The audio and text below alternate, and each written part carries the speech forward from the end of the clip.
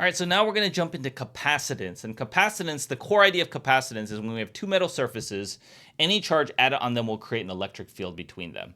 So, for example, if I put charges on, say, something here, positive charges here, and if I put negative charges here, there's, of course, going to be an electric field that points from positive to negative charges like that.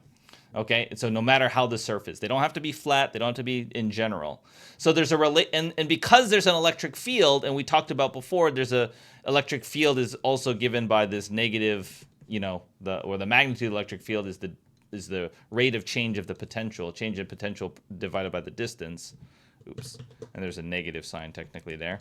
Okay, because of that. That means if there's an electric field here, then there's also a potential difference between here and here, between those 2 points, right? And so the relationship, there's a linear relationship between the charge and the potential, and it's governed by this Q equals CV, where C is, we call the capacitance. And the units of capacitance, if you think of this formula here, this is going to be coulombs is equal to C times volts. So this unit here is going to be coulombs divided by volts, which we call a farad. Okay. Now, the other thing is there's potential energy that is stored on a capacitor, because to make that charge configuration required work to do it. And so the overall potential energy is also given by 1/2 QV or 1/2 CV squared. If you plug CV into there, you get 1/2 CV squared. So again, this is a shorthand. Rather than summing up a bunch of charges and adding up the equation for potential for every pair of point charges, right? We just say capacitance allows you to find a way to find the potential energy of that entire charge configuration very easily. Okay, now the most common kind of capacitor we study in AP Physics 2 is going to be the parallel plate capacitor. And this is the most basic capacitor. It has 2 parallel plates. They don't have to necessarily be rectangular, but they're big in area. And we assume they're very, very large compared to the thickness between them. Now, technically, the electric field, so like if the positive charges are in here, like this, and the negative charges are down here, then the electric field kind of points from top to bottom like here. Technically, in the edge, we call these fringing fields. Technically, the electric field is going to go like this near the edges, but we typically ignore that. That's why we assume sometimes they're very large, but if you think of like the electric field, we call this fringing fields, by the way. And if they're small capacitors, you do have to consider them. But in general, we assume in AP Physics C or 2 that the plates are very, very, very, very, very large compared to the separation. So we don't usually worry for that. So for 2 parallel plates, if you're given, there's a couple of formulas here. Is that the capacitance is given by epsilon naught A over D, where A is the area of the plate, and D is the distance separating them. And epsilon naught is just a constant. I don't remember the constant value. It's a constant, though. Okay, and you can look at the vacuum permittivity.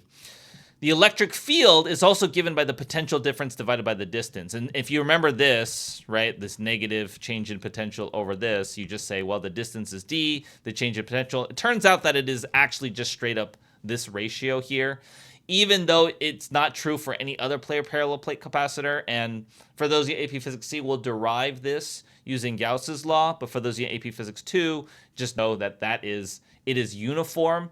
One thing to keep in mind is the electric field is the same everywhere. No matter how close you are to the top or bottom plate, it is the same everywhere. Kind of seems a little weird that that's the case, but it turns out even if you might feel like, oh, I'm closer to the positive charge, isn't the electric field kind of bigger? Well, that might be true, but what happens is the electric field then like points from the various charges. There's some that are pointing down, right? But from the positive charges pointing away. And then the negative charges, like this negative charge, this negative charge, this negative charge, it's pointing more vertically. So even though it's further away, they're tending to point a little bit more vertically. So the end result is it doesn't actually matter where you are vertically in this distance. The electric field is the same, no matter if you're closer to one plate or another. And that's a really important fact for parallel plate capacitors. Okay, so let's do a few example problems just to understand how this works. We have plates of an empty parallel plate capacitor as a capacitance of this and are too far apart. What's the area of the plate? So again, we use a C is equal to epsilon naught A over d, and you wanted to solve the area for the plate, so it's going to be c times d over epsilon naught is equal to a, and then you're just going to plug in the numbers. 5 times 10 to the negative 12 times the distance, which is 2 times 10 to the negative 3, and then let's look up that vacuum permittivity because I don't have it memorized. It's 8.85 times 10 to the negative 12. And so you do that. You get your units that are going to be in square meters, whatever number you get here, using your calculator. Okay.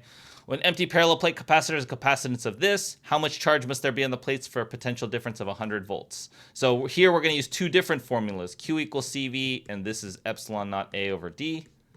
Okay, so we want to know how much charge there is. So we need to know the capacitance. So we just plug that in, epsilon naught A over D times the potential difference. So this is 8.85 times 10 to the negative 12. What is the area? Oh, they didn't say the area. We'll say the area is just 0.25 square meters. We didn't actually say. It does matter. The separation is... oh, actually, I'm sorry. I don't know. They didn't. They just gave you the capacitance. So you're just using Q equals CV. Sorry. I was thinking parallel plate capacitor because they told us that, but they actually just told you the capacitance here on this one. So it's just 20 times 10 to the negative 6 times 100. And that's going to be, what, 20 times 10 to the negative 4 then. And that's going to be coulombs, or 2 times 10 to the negative 3 if you want. Okay, and that's it. That's kind of like just how you use those formulas. Oh, how much energy is stored. You can do 1/2 CV squared, or you can do 1/2 Q times V, because we have, it doesn't really matter. You get the same number. The Q is 20 times 10 to the negative 4, and then the voltage is 100 here. So then you would get 10 times 10 to the negative 2, or 0.1 joules, like that. Thanks for checking out this video. I hope you found it really helpful. If you'd like more support, maybe you need more multiple choice practice, maybe you just need more guidance and things like that, I have plenty of information on my website. If you look in the description below and go to www.bothellstemcoach.com, I will explain all the ways I help students be successful in their AP classes.